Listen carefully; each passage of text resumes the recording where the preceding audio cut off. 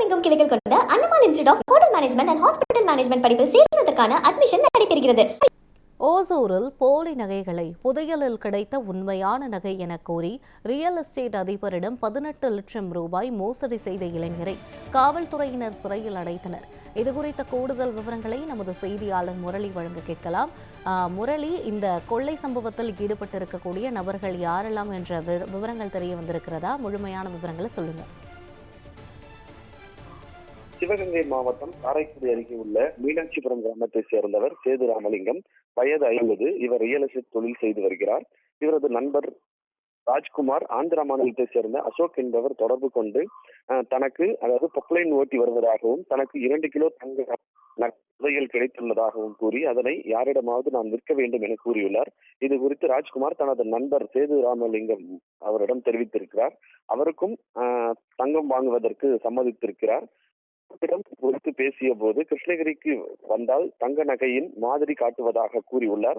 அதனைத் தொடர்ந்து சேது முத்துராமலிங்கம் தனது நண்பர் ராஜ்குமாருடன் கிருஷ்ணகிரிக்கு வந்துள்ளார். அப்போது அசோக்குமார் அவர்களிடம் 1 கிராம் தங்க நகையை கொடுத்துள்ளார். அதை காரைக்குடிக்கு எடுத்து சென்று சரிபார்த்த போது 80% தங்கம் என தெரிய வந்திருக்கிறது. இதையடுத்து முத்துராமலிங்கம் 3 கோடி மதிப்புள்ள 2 கிலோ தங்க நகைகளை 18 லட்சம் ரூபாய் கொடுத்தால் கொடுப்பதாக தெரிவித்துள்ளதை தொடர்ந்து நம்பி சேதுராமன் தன்னிடம் இருந்த பணத்தை எடுத்து கொண்டு வந்து நண்பர் ராஜ்குமார் மற்றும் ஆசாரி, அதாவது நகை பரிசோதனை செய்யும் ஆசாரியும் ஒசூர் அருகே பாகலூர் சாலையில் உள்ள ராஜீவ் காந்தி சாலையில் காந்தி நகர் பகுதிக்கு வந்து அசோக்கை சந்தித்து 2 கிலோ தங்கங்களை வாங்கியுள்ளார்.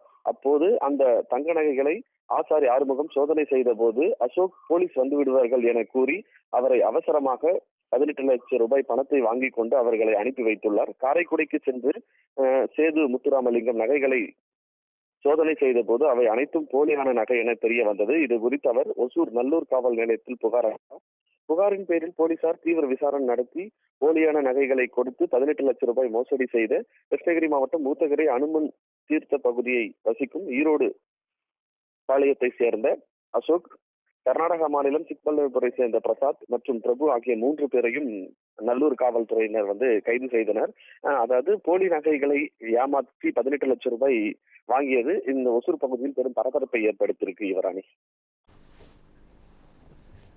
விவரங்களுக்கு நன்றி.